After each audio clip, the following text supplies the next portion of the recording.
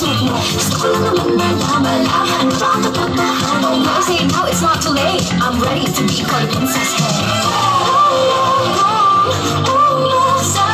Sa paniniwala ay pag-asa nga ba na baka ang puso ko'y mapapaya. Nagmamagin sila paniniwala ang sasabihin mo bang dapat gawin.